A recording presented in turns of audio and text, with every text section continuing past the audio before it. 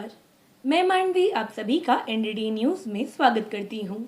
एक बार फिर हम लेकर आए हैं देश और दुनिया की सही और सच्ची खबरें। तो चलिए शुरू करते हैं इस हफ्ते का राउंड अप।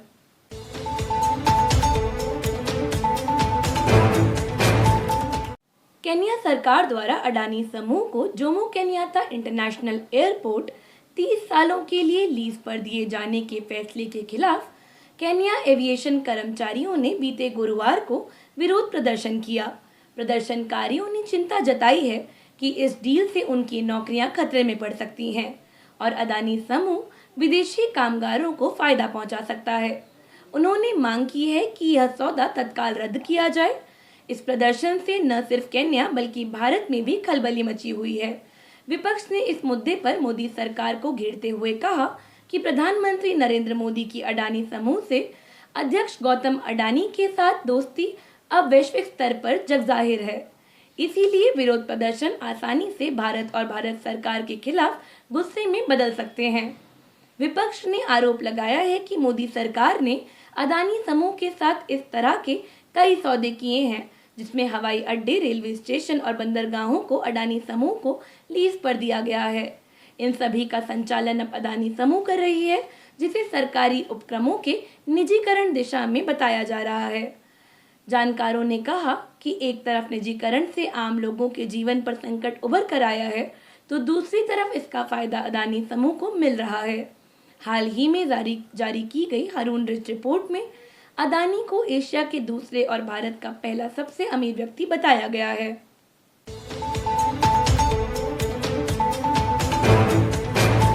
बंगाल में ट्रेनी डॉक्टर महिला के साथ रेप की घटना के बाद जन आक्रोश के दबाव में बंगाल विधानसभा में अपराजिता महिला एवं बाल विधेयक, पश्चिम बंगाल आपराधिक कानून एवं संशोधन विधेयक 2024 पास हुआ।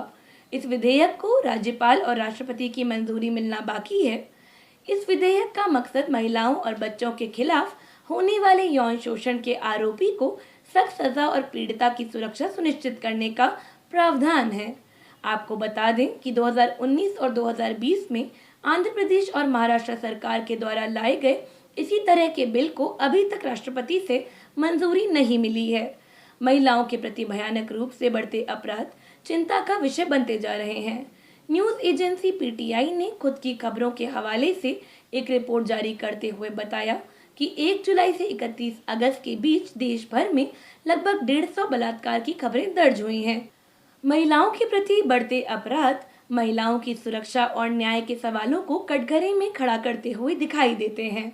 जानकार बताते हैं कि मौजूदा कानूनों को सख्ती से लागू करने के बजाय नए कानूनों का मसौदा लाकर अपनी असफलताओं पर पर्दा डालने का प्रयास करी जा रही है।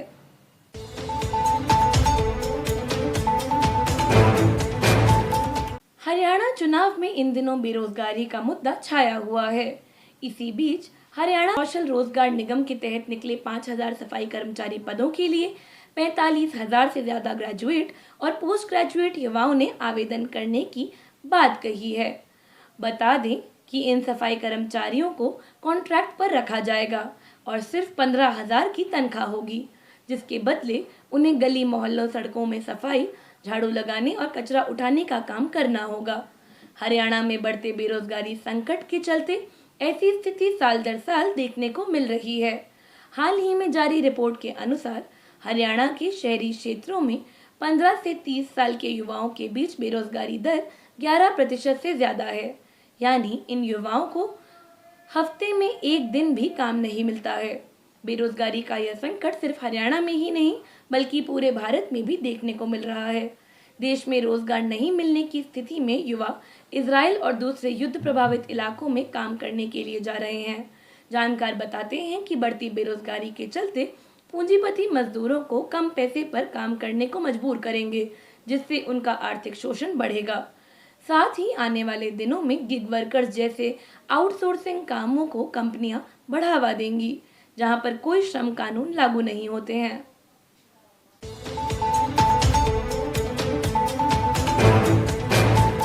उत्तर कोरिया सरकार ने 30 अधिकारियों के भ्रष्टाचार में लिप्त पाए जाने पर उन्हें मौत की सजा सुना दी है।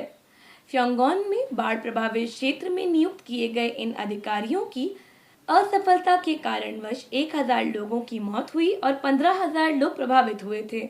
इन अधिकारियों पर भ्रष्टाचार और अपने दायित्वों का पालन नहीं करने का आरोप लगाया गया था। आरोप है कि यह अधिकारी लैंडस्लाइड के बाद बाढ़ग्रस्त क्षेत्र में हुई मौतों को रोकने में नाकाम रहे थे।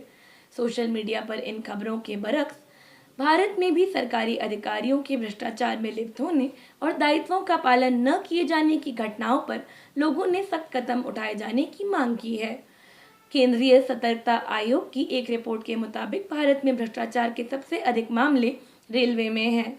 इसके अलावा देश में अलग अलग राज्यों में नवनिर्मित पुल ढहने, फ्लाईओवर और सड़कें टूटने, सरकारी जमीनों का सौदा औने पौने दाम पर करने, सरकारी संसाधनों को बेचने आदि के मामले सामने आते रहे हैं। जानकारों ने भारत द्वारा प्रशासनिक अनदेखी पर सख्त कार्रवाई न करने के पीछे राजनीतिक इच्छा शक्ति को वजह बताया है और कहा है कि कई मामलों में दोषी के राजनीतिक संबंध होने की भी जांच की जानी चाहिए और उन्हें बेवजह छोड़ नहीं दिया जाना चाहिए।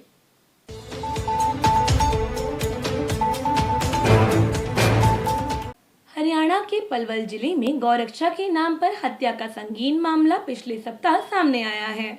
जानकारी के अनुसार अगस्त माह में कथित गौरक्षकों के एक समूह ने 30 किलोमीटर तक कार का पीछा कर 19 वर्षीय युवक को गोली मारकर उसकी हत्या कर दी थी।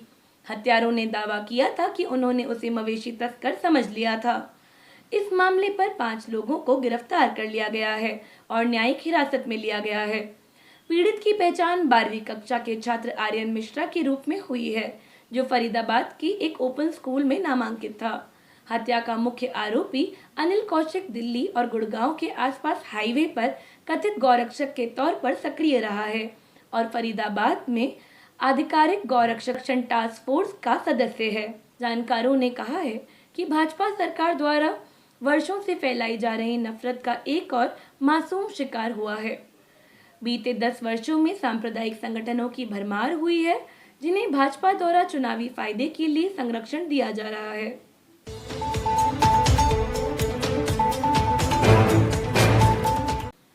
कोलकाता ट्रेनी डॉक्टर के बलात्कार और हत्या मामले पर सीबीआई ने 9 सितंबर को सुप्रीम कोर्ट में स्टेटस रिपोर्ट दायर की। कोर्ट ने पोस्टमार्टम प्रक्रियाओं के लिए आवश्यक चालान के लापता होने पर सीबीआई और कोलकाता पुलिस को जवाब तलब किया। इसके साथ ही कोर्ट ने मामले में एफआईआर दर्ज करने में 14 घंटे की देरी पर प्रकाश डाला और आदेश जारी किया कि पीड़िता के सभी तस्वीरों को सोशल मीडिया प्लेटफॉर्म से तुरंत हटाया जाए। इस मामले पर कोर्ट ने सीबीआई को 17 सितंबर तक पुनः स्टेटस रिपोर्ट पेश करने के लिए कहा है। कोर्ट ने कोलकाता में डॉक्टरों के प्रदर्शन के संबंध में कहा कि सुरक्षा से जुड़ी सभी शिकायतों पर तुरंत ध्यान दिया जाना चाहिए, लेकिन अगर वे लगातार काम से दूर रहें तो उनके खिलाफ राज्य सरकार द्वारा अनुशासनात्मक कार्रवाई की जा सकती है। याद हो कि देश भर में इस घटना के पश्चात लगातार प्रदर्शन हो रहे हैं, जिसके माध्यम से महिलाओं पर हिंसा की भयावह स्थिति को उजागर किया जा रहा है। एनसीआरबी की 2023 के आंकड़ों के अनुसार प्रत्येक घंटे में महिलाओं के प्रति हिंसा के 55 मामले दर्ज किए जा रहे हैं। बीते सप्ताह दिल्ली में राष्ट्रीय आह्वान पर क्रांतिकारी युवा संगठन ने reclaim the night reclaim the rights का नारा बुलंद किया और मंडी हाउस से सुप्रीम कोर्ट तक कैंडल लाइट मार्च में हिस्सेदारी निभाई। यह मार्च सुप्रीम कोर्ट द्वारा सुनवाई से पहले निकाला जाना था, लेकिन पुलिस ने बलपूर्वक इस मार्च को रोका। आम नागरिकों, कार्यकर्ताओं, छात्रों और डॉक्टरों के दबाव के पश्चात ही मंडी हाउस पर एक आम सभा आयोजित की गई।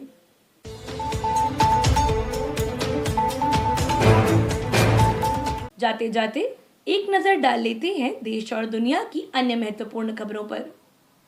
बंधकों को छुड़ाने और युद्ध विराम की मांग को लेकर इजराइल में नेतन्याहू सरकार के खिलाफ एक बार फिर प्रदर्शन हुआ तेज। बड़ी तादाद में लोग सड़कों पर उतरे। गुजरात के बाद दक्षिण भारत में बाढ़ का प्रकोप, जनजीवन हुआ अस्त व्यस्त, राहत के इंतजाम नाकाफी। विनेश फोगाट और बजरंग पुनिया हुए कांग्रेस में शामिल। हरियाणा के जुलाना से विनेश को मिला टिकट, वहीं बजरंग पुनिया को अखिल भारतीय किसान कांग्रेस का कार्यकारी अध्यक्ष बनाया गया।